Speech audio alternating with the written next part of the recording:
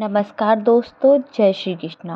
आज हम आपको पापांकुशा एकादशी व्रत की कथा बताएंगे। इस कथा के अनुसार कुंती पुत्र युधिष्ठिर ने भगवान श्री कृष्ण से प्रश्न किया, हे मधुसूदन, अश्विन मास की शुक्ल पक्ष की एकादशी के बारे में मुझे बताइए। इस एकादशी का क्या नाम है तथा इसका व्रत कैसे किया जाता है? इस व्रत को करने से क्या फल मिलता है? कृपा करके विस्तार से मुझे बताइए। अर्जुन की उत्सुकता को शांत करने के लिए भगवान श्री कृष्ण कहते हैं, हे पार्थ, अश्विन मास की शुक्ल पक्ष की एकादशी का नाम पापांकुशा एकादशी है।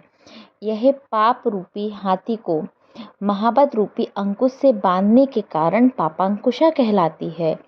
इस एकादशी के दिन भगवान विष्णु को अति प्रिय है।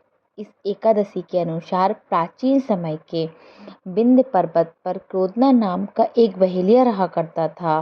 वो बहुत क्रूर था। उसने अपना जीवन हिंसा, लूटपाट, झूठ बोलने, मदिरापान आदि गलत कामों में व्यतीत कर दिया था।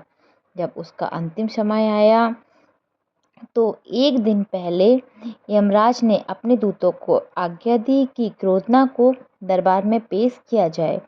यमराज के दूत एक दिन पहले ही क्रोधना को लेने आ गए। जब दूतों ने क्रोधना से कहा कि कल तुम्हारे जीवन का अंतिम दिन है, कल हम तुम्हें लेने आएंगे, यह सुनकर बहेलिया बहुत भयभीत हो गया और ऋषि अंगिरा के आश्रम में पहुंचा।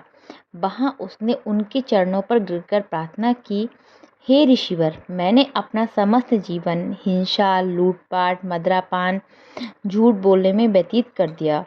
कृपा करके आप मुझे कोई ऐसा उपाय बताइए जिससे हमारे समस्त पाप नष्ट हो जाएं और मुझे मोक्ष की प्राप्ति हो जाए। इस प्रकार बहेलिया के अनुग्रह करने पर ऋषि अंगिरा ने प्रसन्न होकर उसे अश्विन शुक्ल पक्ष की एकादशी का विधि पूर्वक व्रत करने को कहा तथा श्री हरि की पूजा का विधान बताया। बहेलिया ने ऋषि द्वारा बताए गए पापांकुशा एकादशी का व्रत किया और अपने द्वारा किए गए समस्त पापों से छुटकारा पा लिया।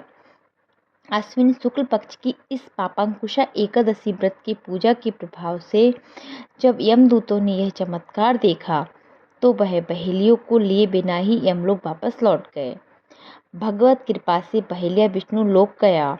आगे भगवान श्री कृष्ण कहते हैं, पापांकुशा एकादशी व्रत करने से सभी पाप नष्ट हो जाते हैं तथा व्रत करने वाले सभी मन वांछित फलों को प्राप्त करता है।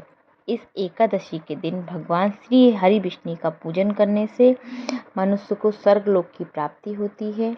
हे अर्जुन, जो फल मनुष्य को कठिन तपस्या करने से प्राप्त होता है वह मनुष्य को पापांकुशा एकादशी के व्रत व पूजन करने से प्राप्त हो जाता है।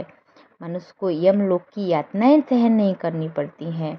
व्यक्ति को अपने जीवन के पापों से बचने के लिए दृढ़ संकल्प करके पापांकुशा एकादशी का व्रत करना चाहिए।